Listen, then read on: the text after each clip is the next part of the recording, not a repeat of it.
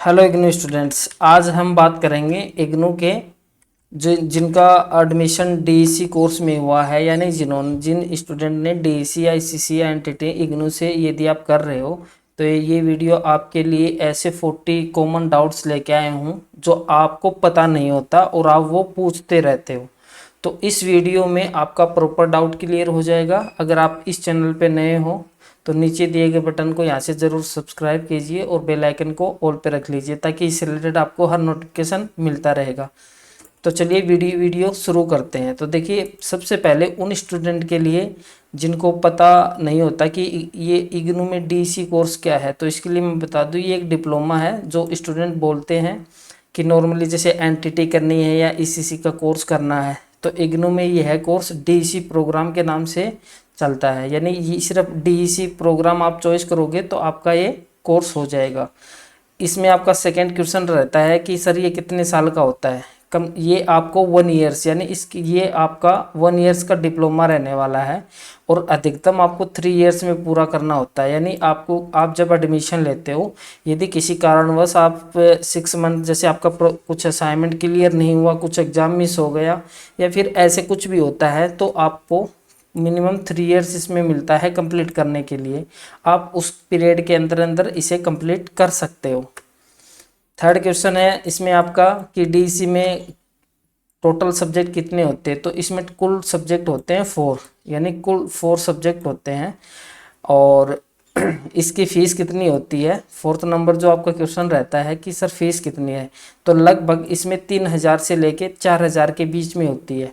अगर आप अगर बुक्स लेते हो तो आपकी समथिंग अभी तो फीस ज़्यादा है क्योंकि 2026 में ये वीडियो बना रहा हूँ, तो यानी इस बार फीस आपकी रहने वाली है वो 4200 से लेके 4,200 से लेके 4500 के आसपास तक आपकी फ़ीस हो सकती है। और समय समय पर ये फीस है वो चेंज हो सकती है, यानी आपका 200-300 ऊपर नीचे हो सकता है। अगर आप इसमें बुक्स नहीं लेते हो तो आपको 15% फीस आपकी कम लगेगी। फिफ्थ पर्सन है आपका कि इसमें असाइनमेंट कैसे बनाए जाते हैं। तो जब आप एडमिशन लेते हो, मान लो फ्यूचर में आप एडमिशन लेते हो या फिर आपका एडमिशन हो चुका है, तो मान लीजिए जिस सेशन में आपका एडमिशन हुआ है, फॉर एग्जांपल जैसे आपका जुलाई 2026 में एडमिशन हुआ है, यानी 2026 में आपका एडमिशन हुआ है, तो जो सेशन आपका जैसे जुलाई 2026 है उसी से रिलेटेड आपको क्वेश्चन पेपर नए वाले आपको बनाने रहेंगे और वो बिल्कुल आपको हैंड रिटन में आपको साफ सुथरा लिख के एक फाइल बना के जमा करवानी होगी स्टडी सेंटर के ऊपर। 6 नंबर है आपका असाइनमेंट हाथ से लिखना ज़रूरी है या नहीं। हाँ, बिल्कुल ज़रूरी है। आपको असाइनमेंट है वो प्रिंट करके नहीं जमा करवाने हैं, ये प्रॉपर आपका हाथ से लिखा हुआ होना ही होना चाहिए। और 7 क्वेश्चन आपका सर असाइनमेंट कब जमा होता है। तो देखिए, जब आप जो आपका सेशन चल रहा है तो उसके प्रश्न पत्र में एक तिथि लिखी होती है, यानी डेट होती है कि कब तक जमा करवा सकते हैं, तो डेट थोड़ा बहुत एक्सटेंड भी होता रहता है। तो जब भी आप एडमिशन लेते हो उसके लगभग 4 से 5 महीने के बाद आपको असाइनमेंट जमा करवाने होते हैं। 8th है सर ये डीसी का जो प्रोजेक्ट ये क्या होता है। तो देखिए, प्रोजेक्ट ये असाइनमेंट नहीं होता। ये प्रोजेक्ट का मतलब है आपका बच्चों के साथ काम करना और उसकी रिपोर्ट तैयार करना, उसका अवलोकन करना और बच्चों को एक्टिविटी करवाना। तो ये एक फील्ड प्रोजेक्ट होता है जो आपको स्कूल जाके आपको करना होगा। और डीसी प्रोजेक्ट आपको कैसे बनाना है, इसमें देखिए एक आपको गाइड की ज़रूरत होती है। गाइड का मतलब है कि वो टीचर जिसने मास्टर डिग्री की हो, जैसे बीएड हो गया, बीएसटीसी हो गया, बीए हो गया, यानी जो भी आपका टीचिंग लाइन से रिलेटेड है, तो उसी को आप इस प्रोजेक्ट में गाइड बना के और फिर उससे अपना प्रोजेक्ट फाइल आप रेडी करवा सकते हो, यानी उससे अपना प्रोजेक्ट की हेल्प के लिए आप इनवाइट कर सकते हो। फिर 10 नंबर क्वेश्चन आपका कि प्रोजेक्ट के लिए स्कूल या आंगनवाड़ी कहाँ से मिलेगी। तो देखिए, जब जहाँ पर भी आप रहते हो नज़दीक कोई भी आपकी आंगनवाड़ी है, कोई प्राइवेट स्कूल हो, प्ले स्कूल हो, है ना, बालवाड़ी, यानी ये आप समझ जाओगे, जहाँ पे बच्चों का मतलब बच्चों जैसे आंगनवाड़ी केंद्र होता है, प्ले स्कूल जहाँ छोटे बच्चे होते हैं, तो वहाँ जाके आप अपने प्रोजेक्ट की फाइल तैयार कर सकते हैं।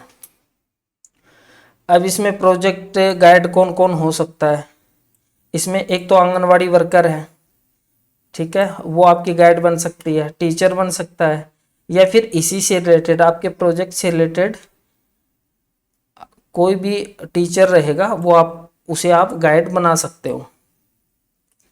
फिर नेक्स्ट है आपका हाँ 12th नंबर, इसमें प्रैक्टिकल कैसे करना होता है। यदि आपका प्रैक्टिकल होता है तो आपको नॉर्मली रीजनल सेंटर से ईमेल या मैसेज आएगा। तो इसमें भी सेम वही ही, बच्चों को गतिविधियां करवा के उसका रिकॉर्ड आपको बना के दिखाना होता है। यानी अगर आपका प्रैक्टिकल होता है तो आपको बस एक नॉर्मली एक्टिविटी दी जाएगी, तो बस नॉर्मली उस एक्टिविटी को आपको लिखना है या फिर प्रैक्टिकल करके बताना होता है। 30 नंबर की बात करते हैं कि डीसी की परीक्षा कब होती है, यानी वो डिपेंड करता है आपका एडमिशन कब का है। यदि आपका जनवरी में एडमिशन होता है तो आपका पेपर दिसंबर में रहेगा, और यदि आपका जुलाई में एडमिशन होता है तो आपका पेपर जून में रहेगा। यानी 1 ईयर में इग्नू के अंदर आपका 2 साल आपका एग्जाम होता है, जून और दिसंबर के अंदर। फिर नेक्स्ट बात करते हैं परीक्षा के लिए एग्जाम फॉर्म कैसे आपको फिल करना है। ठीक है, यहाँ तक मैंने आपको बता दिया है। 40 नंबर को देखते हैं कि यहाँ से आपको परीक्षा के लिए एग्जाम फॉर्म आप कैसे फिल कर सकते हैं। तो इग्नू का जो वेबसाइट रहेगा वहीं से आप ऑनलाइन फिल कर पाओगे। और 15 पे है हॉल टिकट कब और कैसे डाउनलोड करना है। यानी जब आपकी एग्ज़ाम रहेगी, फॉर एग्जांपल जैसे दिसंबर में एग्ज़ाम रहेगी, तो दिसंबर एग्ज़ाम से आपका 7 से 10 दिन पहले एडमिट कार्ड आ जाएगा, तो वो डाउनलोड करके आप एग्ज़ाम दे सकते हो। और ये आपको वेबसाइट पे ही अपलोड, जो इग्नू की वेबसाइट है, जो आपका पोर्टल रहने वाला है, उसी के ऊपर एडमिट कार्ड अपलोड हो जाएंगे। अब इसका रिजल्ट कब आता है, यानी जब आपकी एग्ज़ाम होती है, तो इसमें देखो रिजल्ट ये है कि जो पेपर का रिजल्ट है वो लगभग आपके एग्ज़ाम होने के 2 से 3 महीने के अंदर अंदर आ जाता है। यानी आप मैक्सिमम मान सकते हो कि 2 या 2.5 महीने के बाद आपका एग्ज़ाम का रिजल्ट है वो जल्दी डिक्लेयर कर देते हैं, तो आपका ये 2-2.5 महीने में आ जाता है। जबकि असाइनमेंट का आने में थोड़ा टाइम लगता है, लगभग 8 से 10 मंथ। ठीक है, प्रोजेक्ट का लगभग आपका लगभग 12 महीने भी लग सकते हैं, 10 महीने का भी टाइम लग सकता है। उसके बाद में बात करते हैं सर ग्रेड कार्ड कैसे चेक करें। ग्रेड कार्ड के लिए देखिए, जब आप अपना एडमिशन स्टेटस देखते हो तो वहीं पे अपना इनरोलमेंट नंबर डाल के और इग्नू की वेबसाइट पे लॉगिन करके अपना स्टेटस देख सकते हो। यानी जब आप ग्रेड कार्ड का मतलब होता है आपने कितने असाइनमेंट बना के जमा किए थे, प्रोजेक्ट आपने जमा किए थे, कितने नंबर मिले हैं, तो ग्रेड कार्ड का बस वही मतलब होता है। उसके बाद में डीसी का स्टेटमेंट पीडीएफ कहाँ से मिलेगी।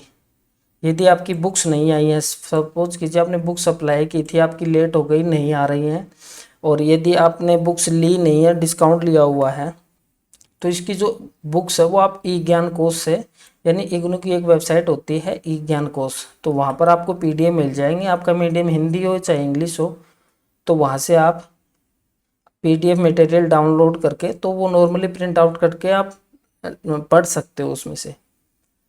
अगर आपने बुक्स अप्लाई की हैं तो बुक्स आपको कब मिलती हैं, जब आप एडमिशन लेते हो तो कुछ हफ्ते, यानी एडमिशन में कुछ हफ्तों के बाद आपके जो आपने इग्नू में एडमिशन लिया है, जो एड्रेस दिया है, वहाँ पे आपको लगभग एडमिशन से लेके लगभग 2 या 3 महीने मान के चलिए आप, 2 से 3 महीने में, और कुछ स्टूडेंट की जल्दी भी आ जाती है, लगभग 2-3 हफ्ते बाद आना शुरू हो जाती है बुक्स। फिर आपका क्वेश्चन रहेगा सर इग्नू आईडी कार्ड कैसे डाउनलोड करना है। तो इग्नू का जो आईडी कार्ड है वो आप कैसे डाउनलोड करोगे, तो इसका डाउनलोड करने के लिए एक पोर्टल होता है। यानी जब आप इग्नू आईडी कार्ड सर्च करोगे तो वहीं पर आप रजिस्टर करके अपना पोर्टल के ऊपर डाउनलोड कर सकते हो। नेक्स्ट 21 का जो डाउट है, सर एडमिशन कन्फर्म है, हुआ है या नहीं हुआ है, कैसे पता करें? यानी आपका एडमिशन हुआ है या नहीं हुआ है तो उसका कैसा पता करें? तो जिस वेबसाइट से आप ऑनलाइन एडमिशन लेते हो, जैसे मैं आपको एग्जांपल के लिए एक बताता हूँ, इग्नू एडमिशन, ठीक है। ये सॉरी, जब आप इग्नू में एडमिशन लेते हो तो देखिए यहाँ पर जब आप न्यू रजिस्टर यहाँ से एडमिशन लेते हो और आपको मान लो 1 मंथ हो गया, 2 मंथ हो गया, तो यहाँ से आप जो यूजर नेम और पासवर्ड लगाते हो उसमें लॉगिन करके पता कर सकते हो कि आपका एडमिशन हुआ है या नहीं हुआ है। सर रजिस्ट्रेशन क्या होता है? 22 नंबर पे आपका है री रजिस्ट्रेशन क्या होता है, ठीक है। तो देखिए इग्नू में जो डीसी कोर्स है उसको उसको री रजिस्ट्रेशन नहीं करना होता है, क्योंकि ये आपका वन टाइम ही आप एडमिशन लेते हो उसी टाइम आपका रजिस्ट्रेशन हो जाता है। तो ये 1 साल का कोर्स है, एक साल के कोर्स में रजिस्ट्रेशन नहीं होता। 23 नंबर पॉइंट आपका असाइनमेंट जमा करने के बाद स्टेटस कैसे देखें, ठीक है। तो वेबसाइट पर आपको स्टेटस का पता चलेगा। अब कैसे पता चलेगा, एग्जाम्पल के लिए मैं आपको बताता हूँ। गूगल में आपको सर्च करना है इग्नू असाइनमेंट स्टेटस। सिर्फ आप इतना को टाइप करोगे तो इग्नू के सामने कुछ वेबसाइट आ जाएंगी। तो एक बार ये खुलने दो ताकि आपको थोड़ा बहुत इसमें आइडिया हो जाएगा। तो अभी थोड़ा नेट भी स्लो है।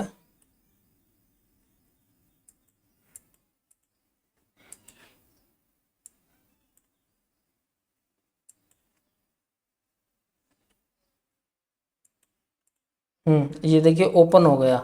तो इसका जो आप एडमिशन स्टेटस कैसे चेक कर सकते हो, जैसे यहाँ पर आप अपना इनरोलमेंट नंबर लगाओगे, यानी जो भी आपका इनरोलमेंट नंबर है, और यहाँ पे आपको डीसी यानी ये जो डीसी है ये सेलेक्ट करके आपको सबमिट करोगे। तो यहाँ पे आपका जो असाइनमेंट आपने जमा किए थे उनका स्टेटस यहाँ पे आप देख सकते हो। उसके बाद में है 24 नंबर क्वेश्चन है, सर इसमें प्रोजेक्ट में वाइवा वगैरह होता है क्या? नहीं, इसमें सिर्फ प्रोजेक्ट फाइल जमा करवानी होता है, यानी न तो आपका कोई वाइवा होता है और न मेरे हिसाब से कोई प्रैक्टिकल होता है आपका। आपको बस इसमें मेन फोकस करना है प्रोजेक्ट फाइल के ऊपर। ये आपका सबसे इम्पोर्टेंट पार्ट होता है डीसी कोर्स से रिलेटेड। उसके बाद में नेक्स्ट हम बात करते हैं कि डीसी में पास होने के लिए कितने नंबर चाहिए। आपको ना हर सब्जेक्ट में कम से कम 40% आपको चाहिए, यानी आपको DC 1, DC 2, DC 3 और DC 4 जो प्रोजेक्ट है उसमें 40% से प्लस मार्क्स हैं तो आप पास हो, नहीं तो आपका पेपर बैक लग गया है।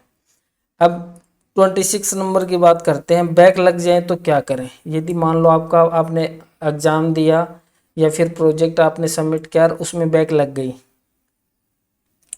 तो एग्ज़ाम के लिए आप क्या कर सकते हो। मान लीजिए हर जो 6 मंथ होता है इग्नू में क्या होता है कि आप हर 6 मंथ में अपनी बैक को क्लियर कर सकते हो।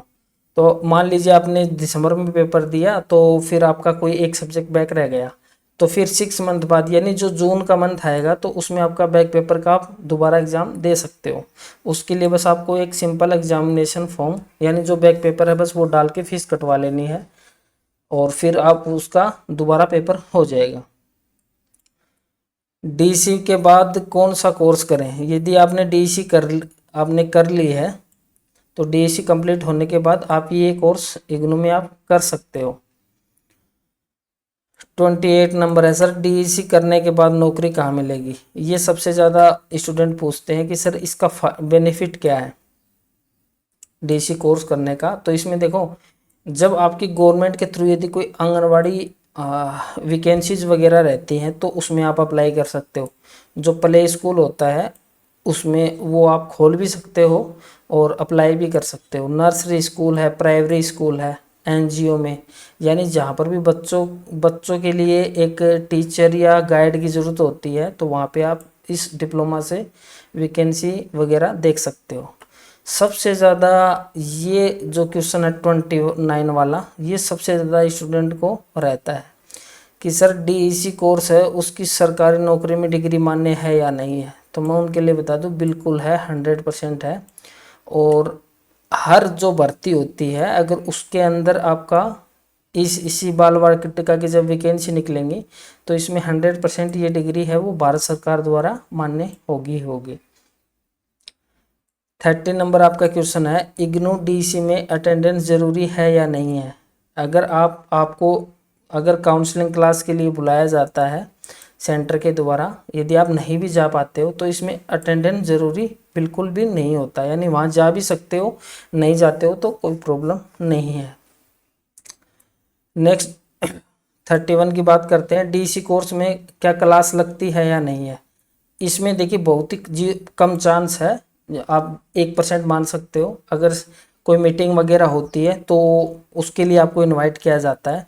बाकी ये एक ओपन लर्निंग कोर्स है तो इसके लिए इसकी जो है क्लासेस वगैरह नहीं करवाई जाती, इसमें आपको खुद से ही गाइडलाइन फॉलो करके रीडिंग करनी होती है। सर डीसी कोर्स की पूरी तैयारी घर बैठे कैसे करें, तो इसके लिए एक तो स्टडी मटेरियल आप पढ़ सकते हो, उसके बाद में जैसे असाइनमेंट आप हाथ से बनाते हो तो ये स्टडी मटेरियल हो गया, प्लस आप असाइनमेंट आप खुद बनाते हो, और जो पुराने आपके क्वेश्चन पेपर हैं जिनकी एग्ज़ाम हुई है तो वो आप रीडिंग करके पेपर निकाल सकते हो। उसके बाद में हम बात करेंगे 33 की। सर इसमें अवलोकन रिपोर्ट कैसे लिखें, ठीक है। तो ये जो DC4 का प्रोजेक्ट है इसमें जो भी एक्टिविटी आप करवाते हो बच्चों को, जैसे आपने कहानी सुना दी या फिर मान लो आपने कुछ बच्चों को सिखाया है, तो उसकी एक जो DC4 में है वो अवलोकन रिपोर्ट बनानी होती है, यानी प्रॉपर उसी चीज़ के बारे में आपको लिखना होता है। 34 नंबर है कि इसमें एक्टिविटी प्लान आप कैसे बनाएं, यानी आप सबसे पहले वो गतिविधि देखिए और उनकी सामग्री प्रक्रिया और मूल्यांकन लिखें, यानी जो भी आपकी एक्टिविटी है। मान लीजिए एग्जाम्पल के लिए मैं बता देता हूँ आपको, जैसे आपने बच्चों को एक खरगोश और एक कछुए की कहानी उनको सुनाई है, तो वो आपको लिखनी भी है प्रोजेक्ट में, उसका वीडियो भी बनाना है और उसके लिए आप स्केच भी बना सकते हो, यानी एक खरगोश एक कछुआ, एक आपने मतलब जो रनिंग का एंड पॉइंट है जहाँ पे नॉर्मली आप फीता रख सकते हो, ऐसा कुछ भी अपने हिसाब से बना सकते हो। तो ये चीज़ें आपको सिर्फ एक एक्टिविटी बताइए तो उसके अंदर ये सारी चीज़ें आपको ऐड करनी होती हैं, तो आपकी एक एक्टिविटी प्लान रेडी हो गया। ऐसे ही आपको मान लो 30 एक्टिविटी करनी है, जितनी करनी है उतनी आपको उसमें सभी में आपको उद्देश्य, सामग्री, प्रक्रिया और मूल्यांकन लिखना होता है। उसके बाद में बात करते हैं कि DC जो 4 प्रोजेक्ट है उसका फॉर्मेट क्या है, यानी इग्नू गाइडलाइन जारी करता है अगर आप उसके अकॉर्डिंग टू उसके हिसाब से फाइल तैयार करते हैं तो आपका प्रोजेक्ट फर्स्ट टाइम अप्रूवल हो जाएगा। और 36 पे है, सर प्रोजेक्ट हैंड राइटिंग होना चाहिए या टाइप। इसमें देखो प्रॉपर लिखा गया है कि हैंड राइटिंग ही होना चाहिए। अच्छा, ये प्रोजेक्ट आपको प्रोजेक्ट सबमिट कहाँ करना है, इस यहाँ पे देखो गलत लिखा है, प्रोजेक्ट आपको सिर्फ भेजना होता है। ये जो यहाँ पे था असाइनमेंट का, यानी असाइनमेंट आपको कहाँ जमा करवानी होती है, तो ये आप जो कॉलेज मिला आपको वहाँ जमा करवानी होती है। फिर है कि 38 पे है कि रीजनल सेंटर और स्टडी सेंटर में क्या अंतर है, यानी एक तो होता है आपका रीजनल सेंटर, फॉर एग्जांपल जैसे आप राजस्थान से हो, अब राजस्थान में फॉर एग्जांपल आपने नियर बाय कोई कॉलेज लिए तो वो तो हो गया आपका स्टडी सेंटर। और यदि आपने आप आप जैसे राजस्थान में जयपुर के नियर बाय हो तो आपका रीजनल सेंटर हो गया जयपुर। अब रीजनल सेंटर का मुख्य कार्यालय और स्टडी सेंटर आपको सिखाने का, यानी जो रीजनल सेंटर है वो आपका मेन जो डेटा होता है, जैसे आपको करेक्शन करवाना है, आपकी डिग्री नहीं आई उसके लिए यूज होता है। स्टडी सेंटर का मतलब होता है आप अपने जैसे कोर्स से रिलेटेड कुछ भी जाके वहाँ पे पूछ सकते हो, असाइनमेंट जमा करवा सकते हो, कोई डाउट है तो वहाँ जाके आप क्लियर करवा सकते हो। आपने नया एडमिशन लिया है, सर इनरोलमेंट नंबर कब मिलता है, तो एडमिशन से लेके 7 से 15 दिन के बाद आपको एक ईमेल आता है, ईमेल आएगा तो ईमेल में आपको अपना इनरोलमेंट नंबर मिल जाएगा। और जो हमारा लास्ट क्वेश्चन है, असाइनमेंट और प्रोजेक्ट में क्या अंतर है। ठीक है, असाइनमेंट में क्या है कि आपको उनका आंसर ही लिखना है, सिर्फ क्वेश्चन दिए होंगे उनका आंसर ही लिखना होता है। और फील्ड वर्क में क्या है, जो प्रोजेक्ट है DC4 में, वो एक फील्ड वर्क है, यानी आपको वहाँ जाना भी है, फिर लिखना भी है, फिर वो फाइल आपको तैयार भी करनी है। अगर फिर भी इस वीडियो के बाद जो DEC कोर्स के स्टूडेंट हैं उनको कोई भी डाउट रहता है तो मुझे कमेंट में ज़रूर बताइए और चैनल को ज़रूर सब्सक्राइब कीजिए, ताकि मैं नेक्स्ट वीडियो में आपके लिए और भी डाउट क्लियर करता रहूँगा। Thank you.